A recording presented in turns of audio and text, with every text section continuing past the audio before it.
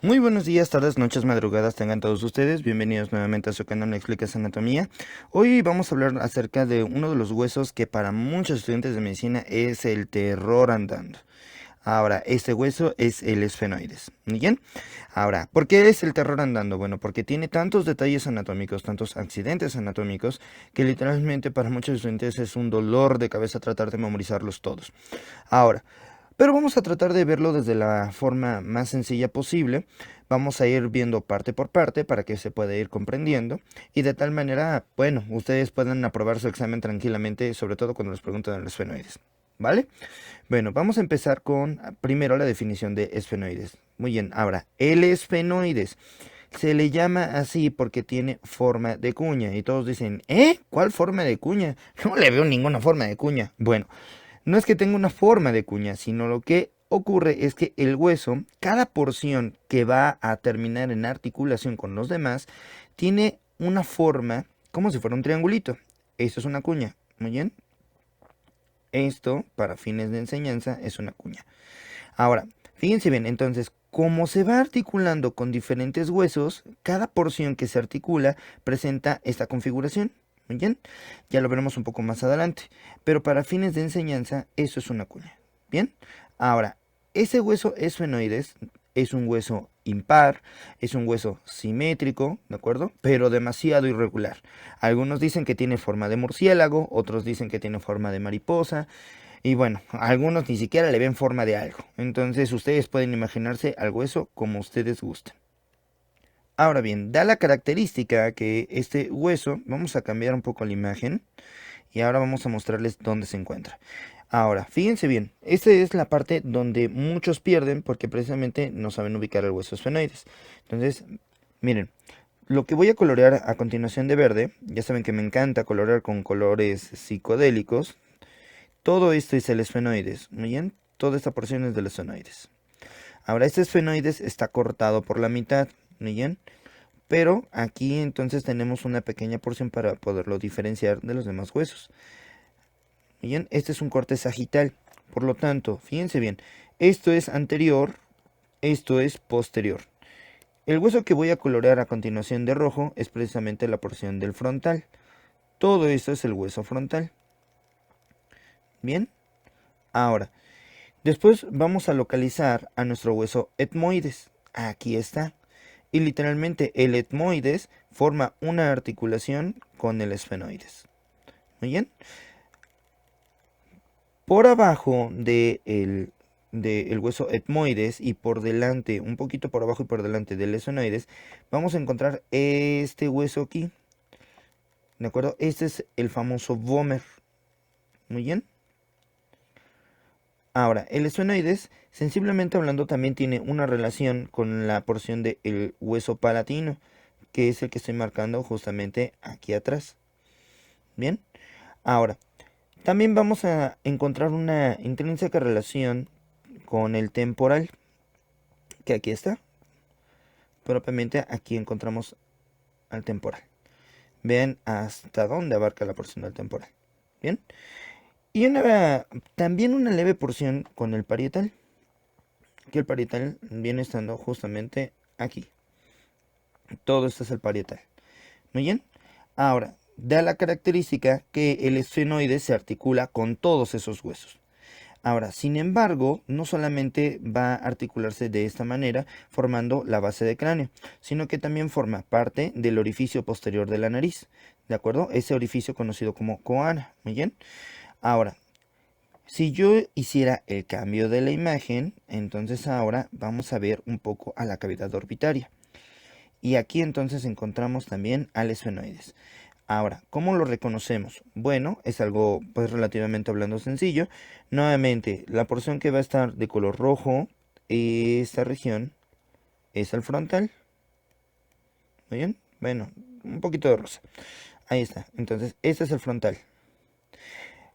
También encontraremos una porción articular con nuestro hueso malar, yugal o cigomático, que es este, el hueso cigomático. Y sensiblemente hablando en el fondo, aquí es donde nosotros encontraremos al esfenoides.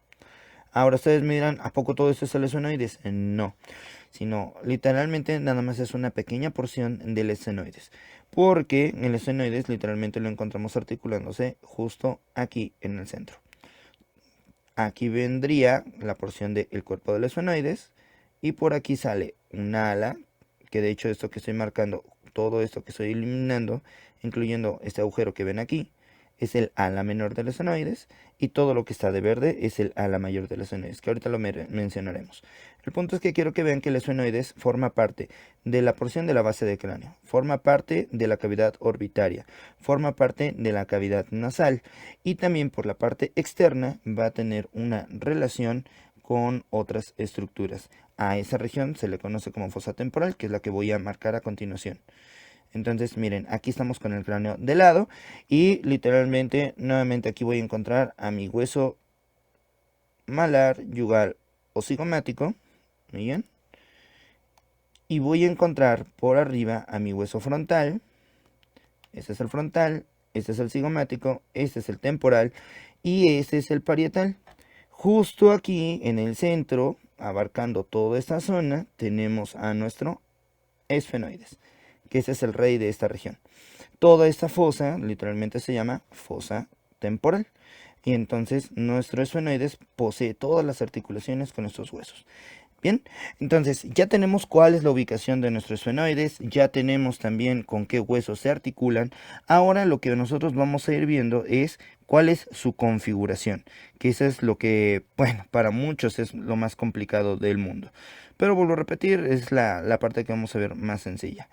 Ahora, fíjense bien, entonces aquí nosotros estamos viendo una porción anterior, es decir, quitamos al hueso frontal, quitamos a los huesos propios de la nariz, quitamos al etmoides, quitamos también el vómer, quitamos a los palatinos y dejamos propiamente a nuestro hueso esfenoides, viéndolo de frente, ¿muy bien?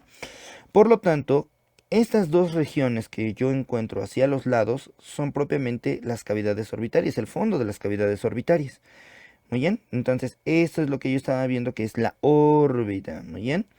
Ahora, lo que queda en el centro es la porción donde se articula con el etmoides y la porción con el frontal. Y hacia abajo queda el vómer, muy bien. Los palatinos quedan justamente incrustados en estas salientes, ¿de acuerdo? En estas estructuras conocidas como apófisis pterigoides. Ahora, vamos a ver entonces cómo está la configuración de nuestro esfenoides. 1. El esfenoides va a presentar un cuerpo que, como es irregular, va a presentar, o lo vamos a estudiar más bien, como si fuera un cubito. ¿Qué le describimos a un cubito? Bueno, le describimos una cara superior, o una superficie superior. Si existe una superficie superior, debe de existir una inferior, una anterior, y si hay una anterior, hay una posterior, y dos porciones laterales. Muy bien, ese es el cuerpo del esfenoides. Ahora, del cuerpo del esfenoides se desprenden tres pares de salientes óseas, es decir, tres pares de alas. ¿Cómo tres pares de alas? Bueno, vamos a tener estas salientes que se encuentran justamente hacia la porción superior y lateral, a la porción media y lateral, y la porción inferior y lateral. Estas tres pares de salientes se le conocen como alas. Alas menores, alas mayores. Y estas alas que muchos de repente me dicen, bueno, ¿por qué alas? Ok, si ustedes se dan cuenta, son planas, ¿de acuerdo? Van hacia los lados y asemejan como si fueran las alas de un murciélago en este caso. Pero las que están hacia abajo se le conocen como apófisis pterigoides. Y teros, ¿sale? Pterigoides, tero significa ala. Por lo tanto, todas estas salientes son apófisis pterigoides porque pterigoides en forma de ala. Bien, sin embargo, pues para muchos, para que no se confundan y no se hagan bolas, entonces estas salientes que están aquí se le conocen como alas menores, estas salientes que están aquí se llaman alas mayores y estas se llaman apófisis pterigoides. Muy bien, ahora, alguna vez algún anatomista loco quiso decir que esta estructura se le conoce como apófisis de Ingracias. Ingracias fue el anatomista que describió a las alas menores del esfenoides. Muy bien, ya tenemos cómo está configurado de manera general al esfenoides. Ahora vamos a ir estudiando parte por parte, que eso es lo complicado para muchos, pero lo vamos a ver de una forma rápida y sencilla. Muy bien, ahora, como esta es una vista anterior, entonces siempre empezamos con el cuerpo del esfenoides. Muy bien, y empezamos del centro hacia la periferia. Muy bien, ¿qué encontramos en la cara anterior del cuerpo del esfenoides? Bueno, vamos a localizar las siguientes estructuras. 1. Encontramos esta cresta, ¿de acuerdo? Que se articula con el etmoides. Esta cresta se le conoce como la cresta esfenoidal anterior. Ahora, justamente hacia la porción lateral de esta cresta, o sea, hacia los lados de esta cresta, se hacen cavidades, un par de cavidades, de un lado y del otro. Estas cavidades se le conocen como seno esfenoidal, ¿de acuerdo? Algunos dicen que son dos, otros dicen que es una, pero para fines de enseñanza, acuérdense que toda esta porción se le conoce como seno esfenoidal. Ahora bien, al lado del seno esfenoidal que vamos a encontrar, bueno, si ustedes son muy observadores, literalmente voy a encontrar muchos agujeritos, o sea, estos agujeritos. Ahí vemos el hueso, como le dicen, poroso. Estos agujeritos no son otra cosa más que hemiceldillas, ¿de acuerdo? Para fines de enseñanza, esto que estoy dibujando hacia la parte inferior derecha de su pantalla, esto que está aquí es una celda. Si yo la divido, solamente voy a mostrar una pequeña mitad de la celda. Por lo tanto, estas se llaman hemiceldillas. Esas hemiceldillas se llaman hemiceldillas esfenoidales, que se van a articular con las masas laterales del etmoides. Por lo tanto, tenemos hemiceldillas en el etmoides y hemiceldillas en el esfenoides. Cuando se articulan esos huesos, las celdillas van a fusionar los nombres. Entonces se llaman celdillas esfenoetmoidales, ¿de acuerdo? Eso es cuando ya están articulados. Si no están articulados, solamente son hemiceldillas esfenoidales. Ahora bien, esta porción que queda hacia arriba, ¿de acuerdo? Es el borde que nos va a formar la articulación también con el etmoides. Muy bien. Y esta región, como tal, ya le pertenece a la superficie superior o a la cara superior de nuestro esfenoides. ¿Ya? Hacia abajo vamos a tener otra cresta que se le conoce como cresta esfenoidal inferior. También le conocen como rostrum, ¿de acuerdo? Es un pico que se hace aquí abajo, también llamado el pico del esfenoides. Este pico del esfenoides es el que se va a articular con el vómer y forma una articulación muy especial, ¿de acuerdo? Aquí entonces vendría articulado el vómer. Y esa articulación especial, algunos le hacen referencia como esquindilesis.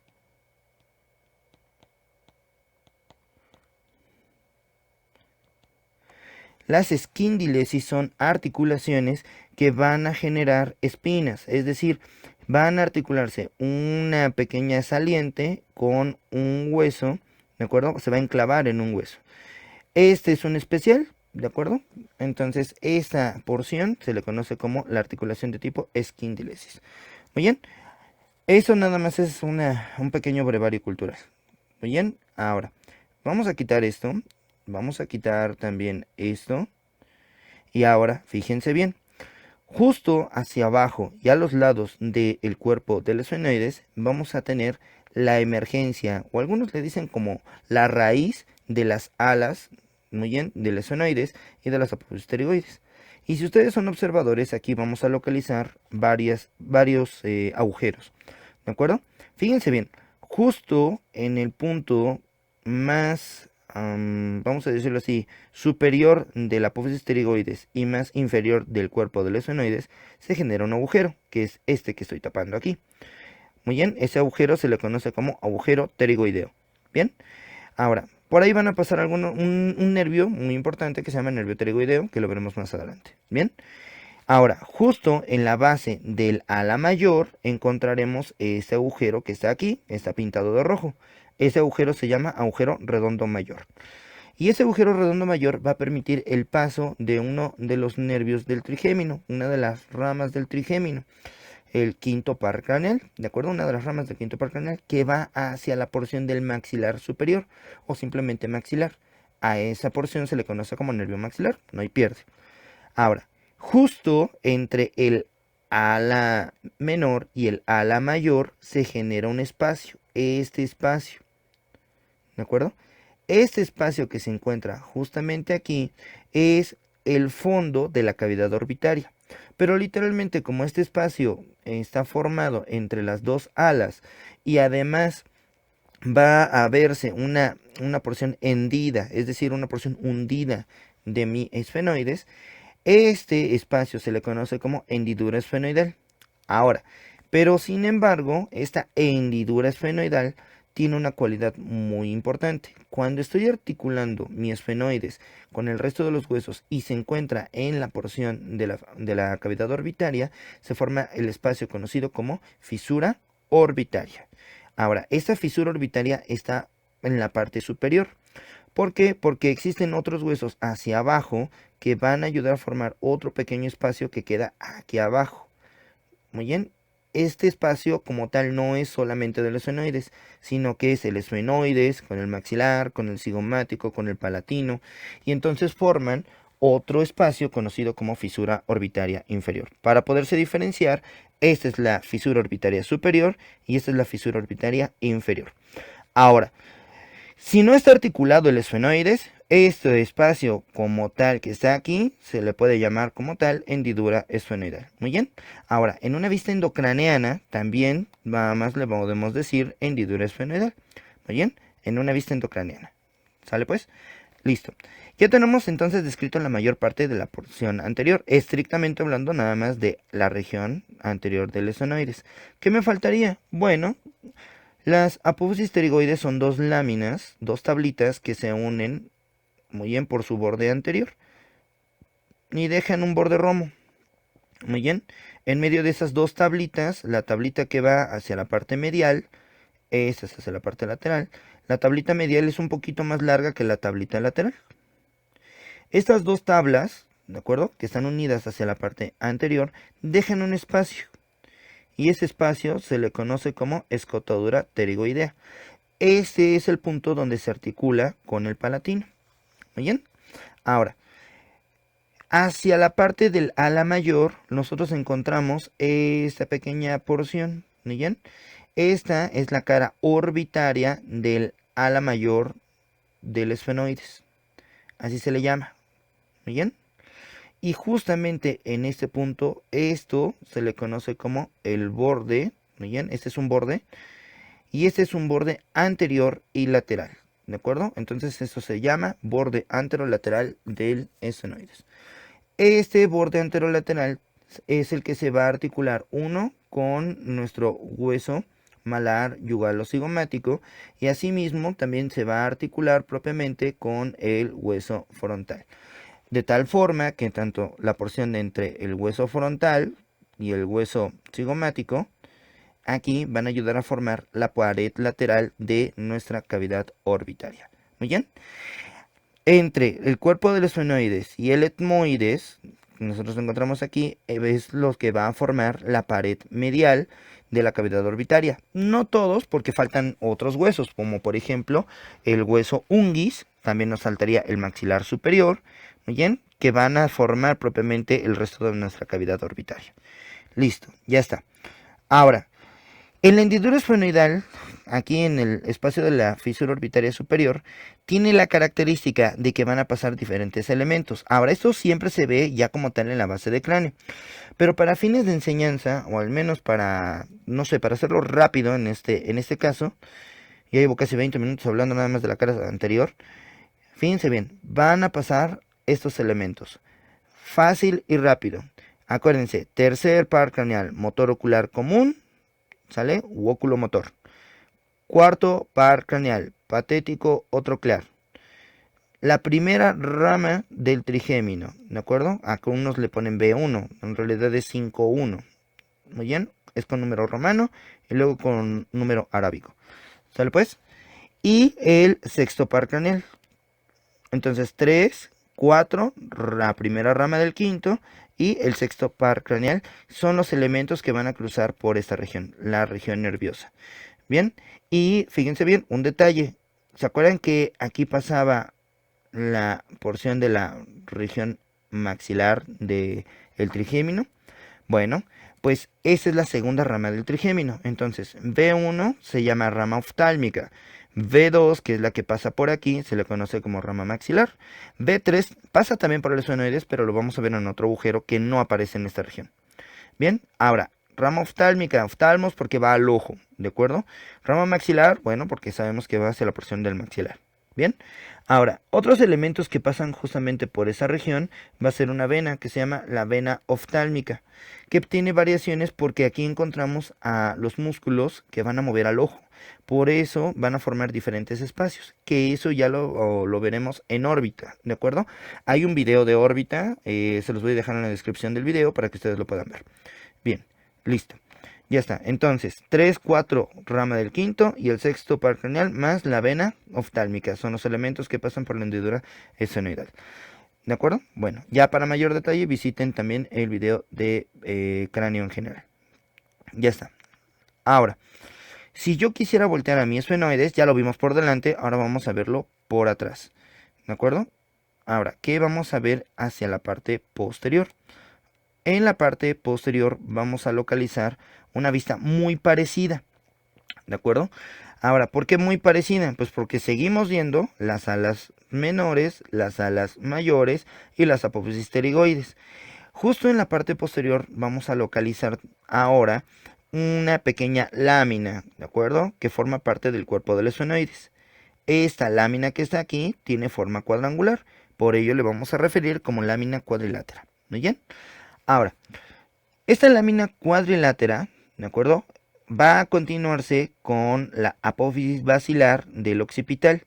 Es decir, como tenemos la articulación con el occipital hacia la parte posterior, entonces literalmente aquí esa es una articulación que es imposible de separar.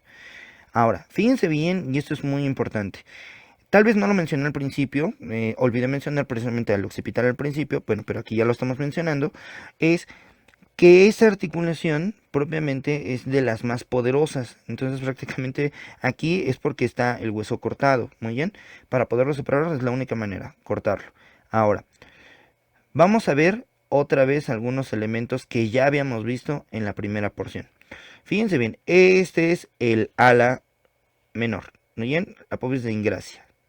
Ahí está. Luego, este es el ala mayor. Muy bien. Vean que el ala mayor en una vista posterior es cóncava, mientras que la parte anterior es un tanto más convexa y lisa. ¿Sale? Bien. Ahora, fíjense bien. Del cuerpo de los esfenoides no hay mucho que decir porque ya literalmente dijimos que aquí está la lámina cuadrilátera. ¿Sale pues? Ahora, fíjense bien. ¿Se acuerdan de la hendidura esfenoidal? Y yo espero que sí, si no aquí la marcamos. Aquí está la hendidura esfenoidal. Y justamente hacia la parte inferior encontrábamos nuestro agujero redondo mayor. Aquí está el agujero redondo mayor. ¿Sale pues? Ahora bien, justo aquí abajo encontrábamos otro agujero que estaba en la base de las apófisis pterigoides. Literalmente hablando, estas son las apófisis pterigoides. Muy bien, ¿se acuerdan de ese agujero? Bueno, se llama agujero pterigoideo. Muy bien. Ahora, fíjense bien. Justamente en esta parte se va a formar una fosa, que si el hueso está desarticulado, a estas fositas se le conocen como la fosita esfenoidal. Si el hueso está articulado, no olviden que el hueso aquí en la parte posterior se va a articular con el temporal. Aquí viene el temporal. Por lo tanto, toda la fosa es para que se pueda colocar el lóbulo temporal del cerebro. Entonces el cerebro se aloja justamente en esta parte y justamente por arriba. Entonces la fosa como tal se llama fosa temporal, pero porque se aloja el lóbulo temporal. Si no está así, simplemente es la fosita esfenoidal. Muy bien. Ahora, dicha fosita esfenoidal, como ustedes ven, es irregular. ¿Qué presenta? Bueno, presenta como impresiones, ¿de acuerdo? Esas impresiones parecen como si al hueso le hubieran puesto el dedo y lo hubieran modelado con el dedo. Esas se llaman impresiones digitales. Y van a dejar unas pequeñas salientes, ¿de acuerdo? Que esa porción, por eso se le conoce como eminencia mamilar. Tanto la porción del esfenoides como la porción del temporal y una pequeña porción de nuestro hueso frontal presentan esas eminencias mamilares, ¿de acuerdo? Que son remodelaciones de la dura madre y las impresiones que dejan las circunvoluciones del cerebro. Listo. Ahora, ya tenemos cómo es la configuración de la parte posterior. Ahora, aquí lo único que me haría falta resaltar es que cuando se articula la porción de mi hueso temporal con mi esfenoides y parte del occipital, se va a formar un agujero, un espacio justamente aquí. Y ese espacio se le conoce como agujero rasgado anterior o agujero lacerum. Algunos lo pronuncian como lacerum, ¿sale? Lacerum, lacerum o lacerado. Quiere decir que está roto, muy bien. Ahora, fíjense bien, vamos a cambiar la vista para que ustedes vean la parte superior. ¿Y por qué la parte superior? Bueno, porque ahí es donde se va a observar mejor otros detalles anatómicos. Muy bien, entonces vamos a quitar esto y ahora, como dije hace un momento, vamos a ver es una vista superior. Ahí está. Entonces, este es mi esfenoides. Muy bien. Ahora vamos a terminar prácticamente con la descripción de este hueso. Fíjense bien. 1. Esto que voy a marcar aquí es el ala mayor. Muy bien. Aquí está el ala mayor. Todo esto es parte del ala mayor. 2. Justamente aquí voy a encontrar a mi temporal. Esto es el temporal. Si se acuerdan, esto es la lámina cuadrilátera. Y hacia abajo y hacia atrás encontramos literalmente a nuestro occipital. Si ustedes observan, aquí todavía sigue siendo parte del ala mayor del esfenoides. ¿Muy bien? Entonces genera un espacio. Este espacio que está aquí, o este espacio, para que ustedes vean, aquí esto está iluminado. Esto es el famoso agujero lacerado, lacerum o rasgado anterior. Bien, ahora, ese agujero rasgado anterior tiene la característica de que por la parte exocraneana, o sea, por fuera del cráneo, está tapado por un fibrocartílago, ¿de acuerdo? Pero por la parte interna no, por la parte interna está completamente vacío. Ahora, hay elementos que pasan por aquí, pero esos los vamos a ver en el hueso temporal. Cuando veamos temporal, lo vamos a explicar mejor. Ahora, lo que sí quiero que ustedes observen es que hay otros agujeros más que se van a marcar en el ala mayor del esfenoides. Bien, ¿cuáles son estos agujeros? Bueno, vamos a observar uno. ¿Se acuerdan que tenemos al agujero redondo mayor? Bueno, si existe un agujero redondo mayor, ¿qué debe de existir? Un agujero redondo menor. Muy lógico. Bueno, pues aquí les presento el agujero redondo menor. Muy bien. Ahora, aquí hay un agujero más grande que tiene forma de óvalo. Aquí se ve mejor la forma de óvalo. Aquí está en forma ovalada. Bueno, pues no es tan difícil el nombre. Literalmente el agujero se llama agujero oval. Entonces no hay pierde. ¿Muy bien? Entonces, da la cualidad de que nosotros tenemos en el siguiente orden la hendidura esfenoidal, el agujero redondo mayor, luego el agujero oval y el agujero redondo menor. ¿Sale pues? Recuerden, los elementos que pasaban por la hendidura esfenoidal, ¿sale? Son el tercero, el cuarto, la primera rama del quinto, ¿muy bien? El sexto par craneal y la vena oftálmica, ¿muy bien? La porción del agujero redondo mayor iba a pasar la segunda porción del trigémino, la segunda rama del trigémino, que es la rama maxilar, ¿muy bien? Y por último, en el agujero, fíjense bien, en el agujero oval va a pasar la tercera rama del trigémino, ¿de acuerdo? Trigémino quiere decir tres ramas, tres porciones. Muy bien, la tercera rama va hacia la mandíbula, por eso se llama nervio mandibular. ¿Se acuerdan cómo se llamaba la porción de la primera porción del trigémino? Recuerden, va al ojo, entonces se llama porción oftálmica. Entonces, porción oftálmica, porción maxilar y porción mandibular.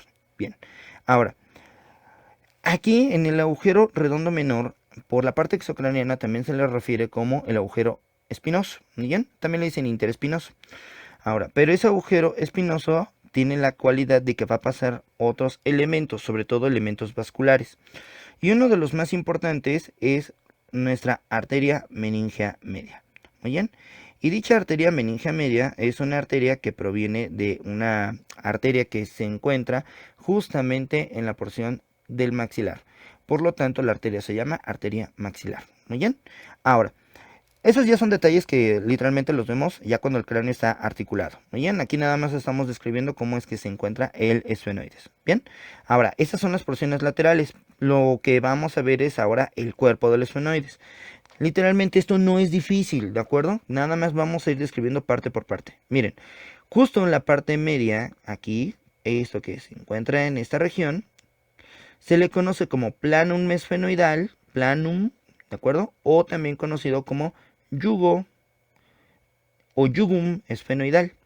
¿Qué es esto? Bueno, simplemente es la porción superior o la parte superior del cuerpo del esfenoides que tiene articulación con el etmoides. Muy bien, nuestro etmoides está aquí. Esa es la lámina cribosa del etmoides. Y tiene la característica de que aquí vamos a encontrar una estructura que tapa literalmente al etmoides y que también va a dirigir sus prolongaciones hacia atrás y pasa por encima del yugo esfenoidal, que literalmente es nuestra porción de nuestro bulbo olfatorio que pasa encima de la lámina cribosa y los tractos olfatorios que pasan por encima del yugo esfenoidal. Bien, ahora, ya que tenemos entonces a esa región, a esa porción, vamos a ver que el yugo esfenoidal va a culminar hacia la parte posterior, esto es posterior, esto de aquí es posterior, en una estructura que es un borde, literalmente, y dicho borde se le conoce como limbo esfenoidal. Limbo esfenoidal. Listo. Ahora, ya tenemos entonces yugum esfenoidal o planum esfenoidal que inicia en la articulación con el etmoides y termina en el limbo esfenoidal. Ahora, hacia abajo y hacia atrás encuentro un surco. ¿Bien? Este surco que voy a pintar de azul. Ahora, si ustedes son observadores, aquí va a haber un agujero y aquí va a haber otro agujero. Y que si vieron en el dibujo anterior, donde estábamos prácticamente en la porción de la cavidad orbitaria, había otro agujero que yo había marcado en las alas menores del esfenoides, que no lo mencioné y de hecho voy a mencionar a continuación. Ese agujero va hacia la órbita, termina hacia la porción del ojo y permite el paso tanto de un nervio como de una arteria. Ahora, si el nervio, esto es por dentro, ¿de acuerdo? Esto no se ve justamente en el ala menor, pero por dentro, este agujero termina en el ojo. Muchos me dirían, pues se llama nervio ocular. Pues no, porque el nervio ocular pasaba por la hendidura esfenoidal.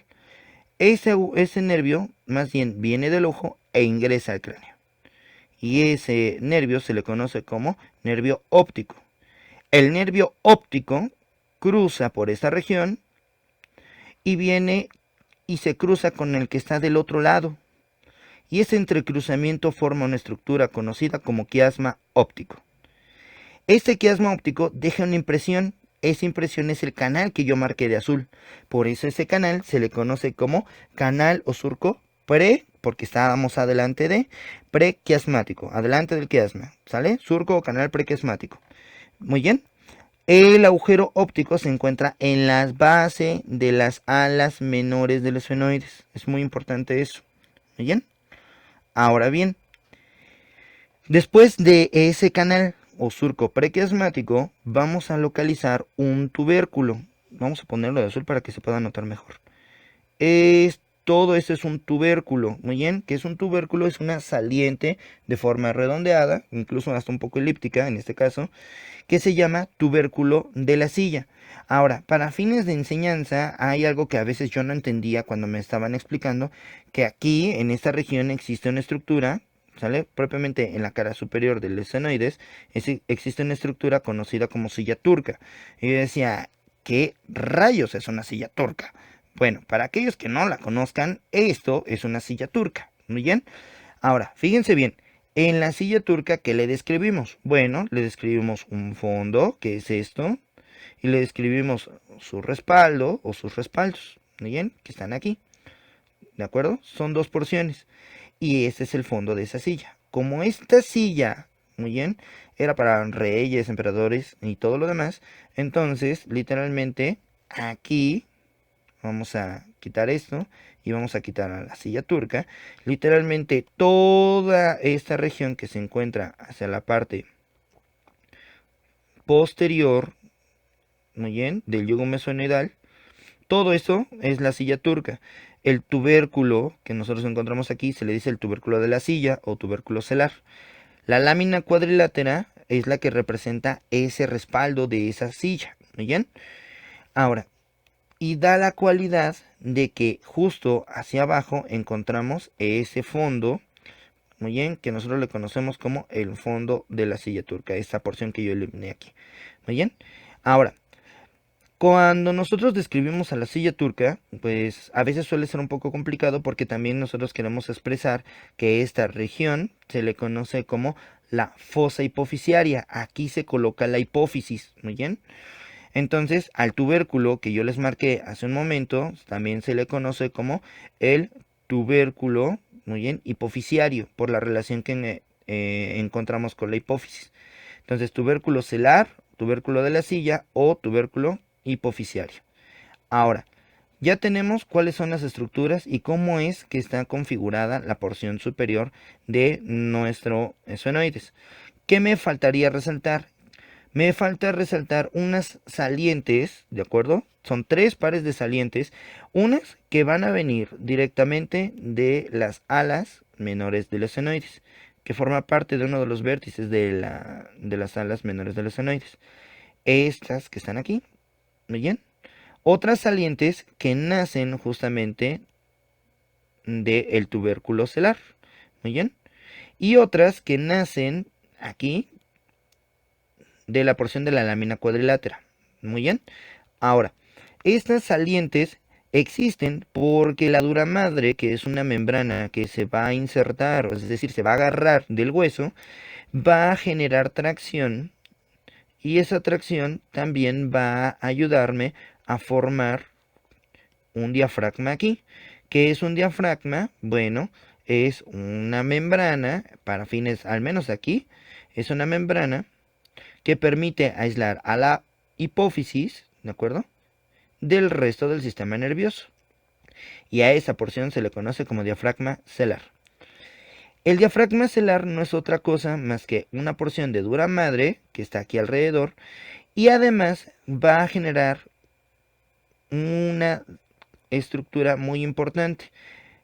Muy bien, más bien de la estructura que voy a mencionar a continuación se desprende el diafragma celar. Esta estructura que está rayando, que estoy marcando acá, se le conoce como la tienda del cerebelo. Muy bien, esta tienda del cerebelo no es otra cosa más que una estructura de la misma dura madre que va a agarrarse de las apófisis que yo estoy mostrando en esta región. Ahora, como todo esto al final forma una cama, esas salientes se le conocen como las apófisis de la cama.